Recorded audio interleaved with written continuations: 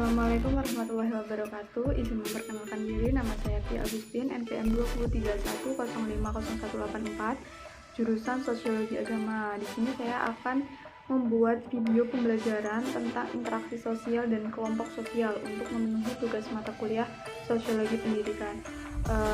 Untuk mempersingkat waktu, mari kita sama-sama simak video berikut. Bismillahirrahmanirrahim. Pada pembelajaran kali ini kita akan belajar tentang interaksi sosial dan kelompok sosial. Apa sih interaksi sosial itu? Interaksi sosial yaitu hubungan timbal balik antara individu dan individu, antara individu dan kelompok, atau antara kelompok dengan kelompok, baik dalam kerjasama, persaingan, ataupun pertikaian. Kita bisa lihat gambar di samping, itu contoh dari interaksi sosial, yang mana guru sedang melakukan proses pembelajaran dengan anak didiknya. Hubungan tersebut dinamakan interaksi individu dan kelompok, dan menimbulkan timbal balik di antara keduanya. Selanjutnya adalah syarat terjadinya interaksi sosial. Yang pertama, kontak sosial. Kontak sosial merupakan hubungan antara satu pihak dan pihak lain untuk menjalin interaksi sosial dan saling bereaksi, baik secara langsung ataupun tidak langsung. Yang kedua ada komunikasi. Komunikasi merupakan proses penyampaian dan penerimaan pesan seperti ide atau gagasan dari satu pihak ke pihak lain.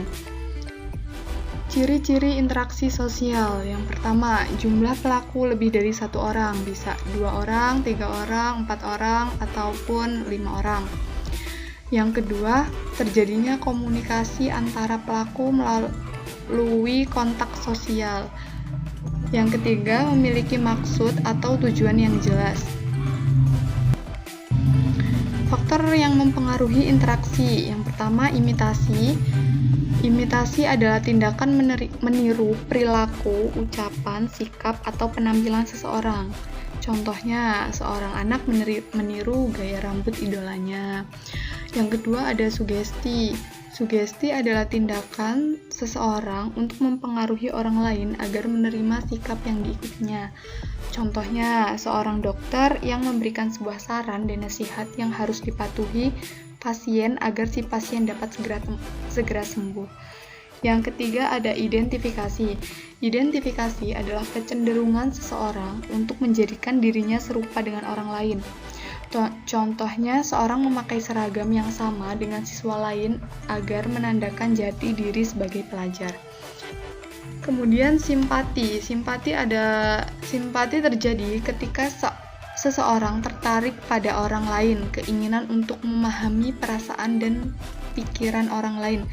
Contohnya memberikan ucapan bela sungkawa kepada orang yang terkena musibah.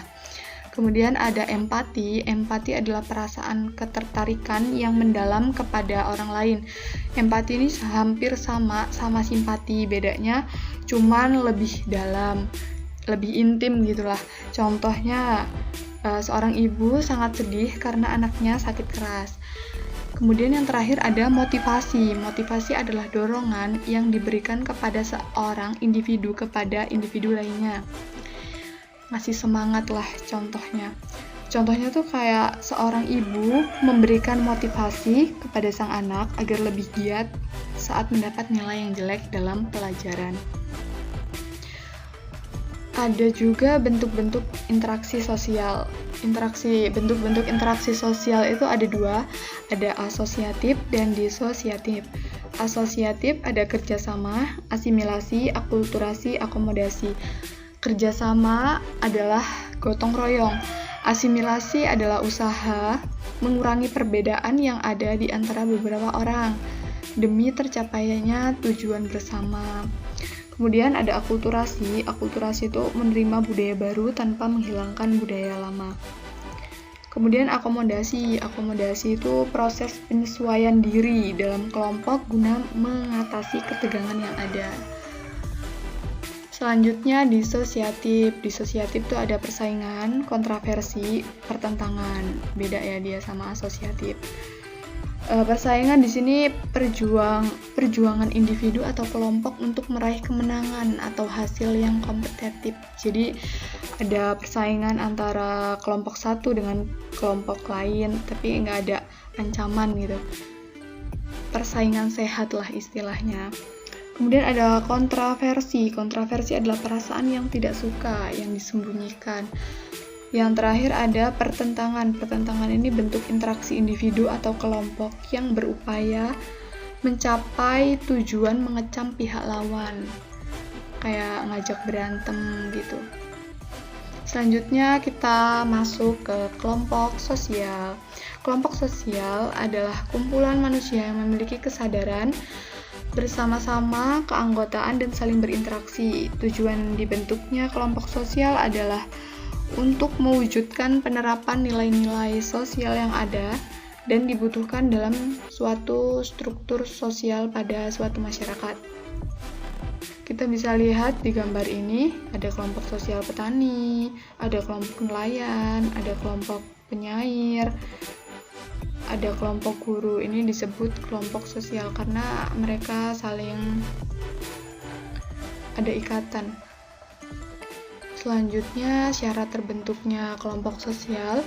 Yang pertama, setiap anggota kelompok harus memiliki kesadaran bahwa dia adalah sebagian dari kelompok yang bersangkutan.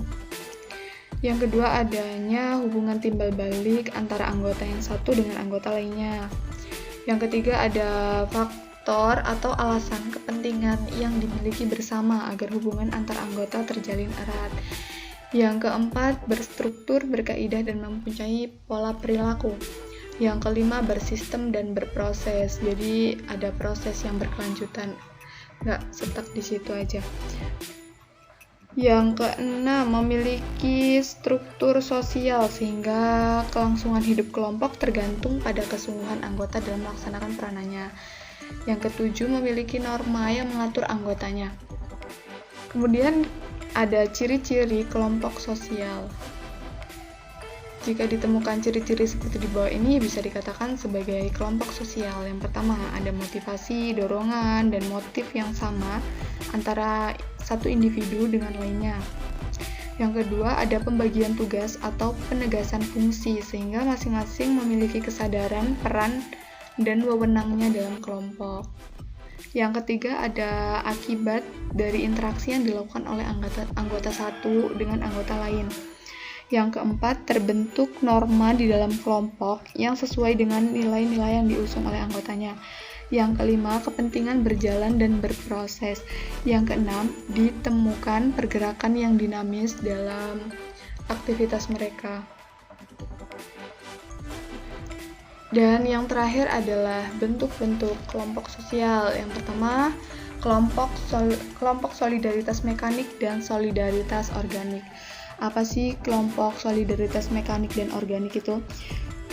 Contohnya tuh, ciri-cirinya tuh lebih kayak kalau solidaritas mekanik itu masyarakat desa gitu ya, karena mereka kan homogen dan sederhana. Sedangkan organik itu lebih ke masyarakat kota karena heterogen dan beragam. Yang kedua, ada kelompok paguyuban dan patembayan. Paguyuban itu inti, lebih pribadi, kayak contohnya keluarga gitu. Sedangkan patembayan itu sifatnya tuh sementara, kayak misalnya kelompok karyawan di pabrik gitu kan, cuma sementara. Kalau udah keluar dari pabrik ya udah nggak ada kelompok lagi. Kemudian yang ketiga, ada kelompok primer. Kelompok primer itu mirip sama paguyuban, saling mengenal, akrab, interaksinya tuh intens. Contohnya keluarga, persahabatan. Kemudian yang keempat, ada kelompok sekunder. Kelompok sekunder ini ikatannya formal, bersifat kelembagaan gitu. Yang kelima, ada kelompok in-group dan out-group. Kelompok in-group ini rasa simpatinya tinggi dan dia bisa menimbulkan fanatisme. Kayak misalnya tuh supporter bola gitu, kan dia fanatik tuh sama klub bolanya ya. Kemudian kalau outgroup itu mengarah pada persaingan. Membership, yang terakhir membership. Membership itu terhubung secara resmi. Contohnya kayak Karang Taruna, Eskul, atau OSIS. Dan reference group. itu tidak tergabung menjadi anggota. Jadi kayak kebalikannya dari si membership. Mungkin itu saja, terima kasih.